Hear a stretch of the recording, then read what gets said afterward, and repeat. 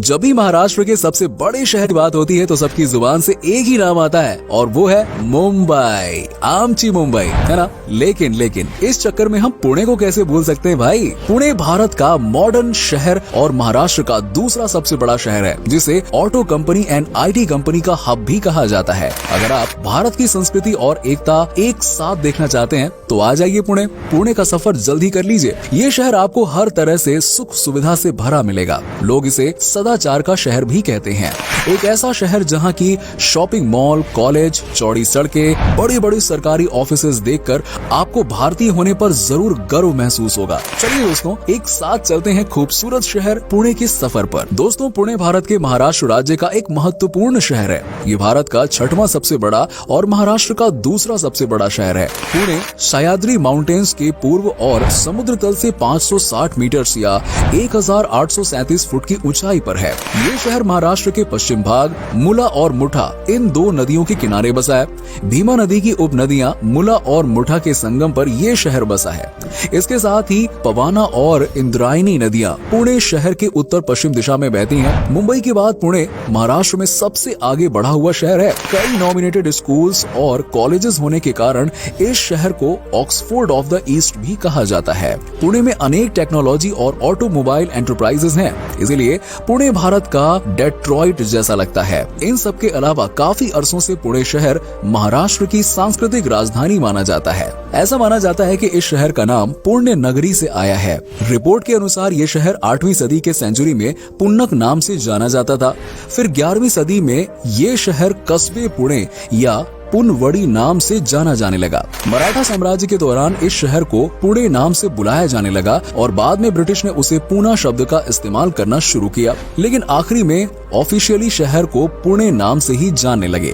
दोस्तों, पुणे में रहने वाले लोगों को पुणेकर कहकर भी बुलाया जाता है। इस शहर की मुख्य भाषा मराठी है, लेकिन अंग्रेजी और हिंदी भाषा भी यहाँ अक्सर बोली जाती है। अंग्रेजी भारत के पुणे शहर में आमतौर पर बोली जाने वाली भाषाओं का हिस्सा बन रही है। आधे से ज्यादा आबादी द्वारा बोली जाने वाली पुणे की सबसे आम भाषा मराठी है। दरअसल मराठी महाराष्ट्र राज्य की ऑफिशियल लैंग्वेज है। मराठी के अलावा हिंदी भी पुणे में आमतौर पर इस्तेमाल की जाने वाली भाषाओं में से एक है और पूरे शहर में व्यापक रूप से इस्तेमाल की जाती है। इसके अलावा शहर में कई अन्य भारतीय भाषाएं भी बोली जाती हैं। गुजरात और पारसियों के लोगों की एक बड़ी संख्या है जो गुजराती बोलते हैं। पुणे शहर में कई धर्मों का पालन किया जाता है। जैसे जैसे दिन ब दिन लोग पढ़ाई के सिलसिले में या काम के सिलसिले में पुणे जा रहे हैं, शहर की धार्मिक पहचान एक बड़े बदलाव के दौर से गुजर रही है। विभिन्न धार्मिक बैकग्राउंड वाले लोग इस शहर में रह रहे हैं। पुणे में पालन किए जाने वाले प्रमुख मार्गों में से एक हिंदू धर्म है। साथ ही पुणे शहर सिखों, ईसाइयों और मुसलमानों जैसे अन्य धर्मों के लोगों के लिए भी घर के रूप में अपनी भूमिका पालन करता है। हालांकि उनकी संख्या बहुत बड़ी नहीं है, फिर भी वो कुल आबादी का एक महत्वपूर्ण माइनॉरिटी है। पुणे में प्रचलित अन्य धर्मों में बौद्ध धर्म, जैन धर्म और पारसी धर्म भी शामिल है। गौरवशाली शहर पुणे को महाराष्ट्र राज्य की सांस्कृतिक राजधानी के रूप में घोषित किया गया है।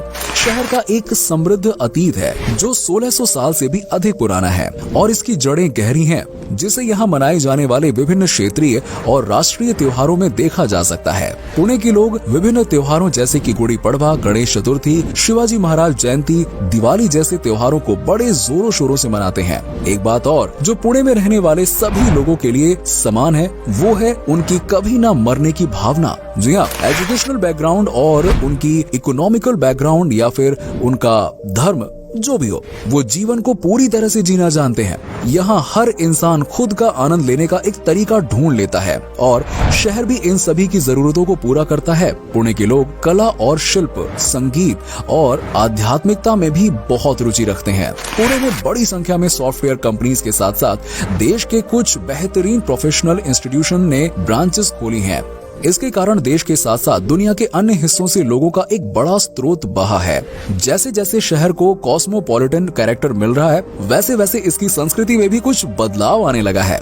विभिन्न जातियों, पंथों, धर्मों और आर्थिक पृष्ठभूमि के लोगों को यहाँ पाया जा सकता है। पुणे में सॉफ्टवेयर कंपनीज और प्रोफेशनल इंस्टीट्यूशंस की स्थापना के साथ शहर ने एक मल्टी एथनिक पर्सनैलिटी को भी पनाह दी है। पुणे के लोग विभिन्न संस्कृतियों के मिलाव का प्रतिनिधित्व करते हैं और शहर विभिन्न सभ्यताओं के मिश्रण की तरह बन गया है। इस शहर में रहने वाले लोग बहुत कोऑपरेटिव नेचर के होते हैं। यहाँ के लोग हर समय मदद करने को तैयार मिलेंगे जब भी आपको उनकी जरूरत पड़े तो। आईटी हब होने के कारण यहाँ की आबादी में ज्यादातर युवा हैं जिन्हें पार्टी करने का बहुत शौक है और इसीलिए भारत में सबसे ज्यादा पब आपको पुणे में ही मिलेंगे। यहाँ के वीकेंड की नाइट लाइफ बहुत ही शानदार और मस्ती भरी होती है। लोग यहाँ रात भर पार्टी करते रहते हैं। अगर आप खाने पीने के शौकीन हैं तो आपको जानकर खुशी होगी कि पुणे के लोग खाने पीने के मामले में तो भाई बहुत ही आगे हैं। ये लोग जमकर मेहनत करते हैं और जमकर खाते हैं।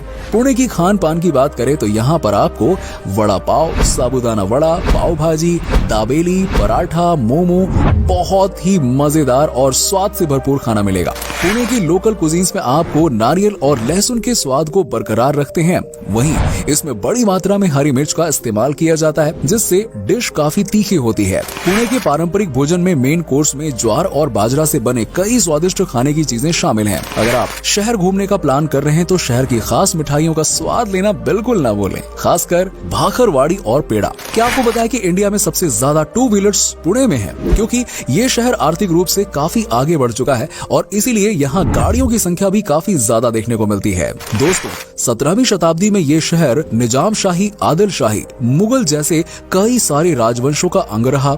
सन 1627 में इस भूमि के शिवनेरी किले पर छत्रपति शिवाजी महाराज भोसले को जन्म दिया। शिवाजी महाराज ने अपने साथियों के साथ पुणे परिसर में मराठा साम्राज्य की स्थापना की। इस दौरान पुणे में सिर्फ शिवाजी महाराज का वर्चस्व था। पेशवा के काल में पुणे की काफी तरक्की हुई और 1818 तक पुणे में मराठों का राज्य था। ये तो हो गई इतिहास की बात। अगर बात करें पुणे के मौसम की तो पुणे शहर में गर्मी, वर्षा और शीत ऋतु होती है। मार्च से मई तक तापमान 25 डिग्री से 29 डिग्री तक होता है।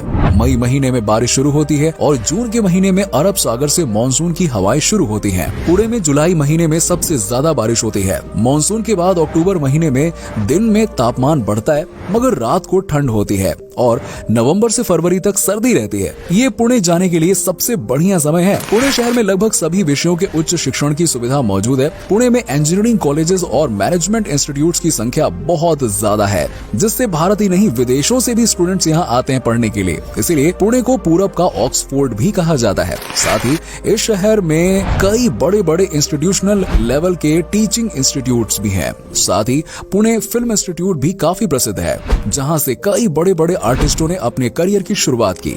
इन सब के अलावा पुणे महाराष्ट्र और भारत का एक महत्वपूर्ण इंडस्ट्रियल सेंटर है। Tata Motors, Bajaj auto, Bharat forge जैसे अनेक बड़े उद्योग यहाँ हैं।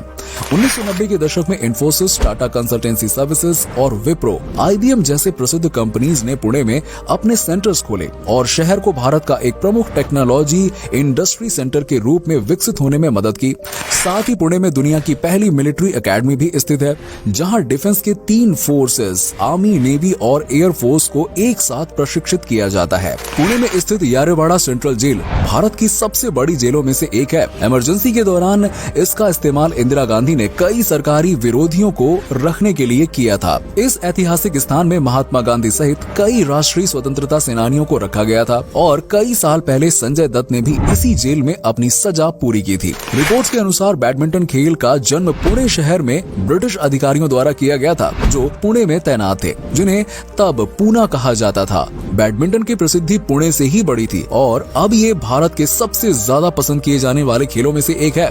अगर आप पान या गुटखा खाने के शौकीन हैं तो पुणे आपका स्वागत कभी नहीं करेगा। पुणे में पब्लिक प्लेसेस पर थूकने पर आपको भारी जुर्माना और खुद से उस जगह को साफ करना पड़ सकता है। पुणे को साफ रखने के लिए ये कड़े नियम बनाए गए हैं। पुणे शहर को लोग हमेशा इसके मराठा इतिहास के लिए जानते हैं, लेकिन जितना विशाल इस शहर का इतिहास है उतने ही काबिल यहाँ के लोग भी हैं। पुणे में न सिर्फ देश को बल्कि दुनिया को ऐसे महान कलाकार और खिलाड़ी दिए हैं जिन्होंने अपने अपने क्षेत्र में काफी नाम कमाया है, जिनमें राधिका आप्टे, सोनाली कुलकर्णी, लिलिट दुबे, गौहर खान, मुग्धा गोडसे, मोना सिंह के नाम प्रमुख हैं।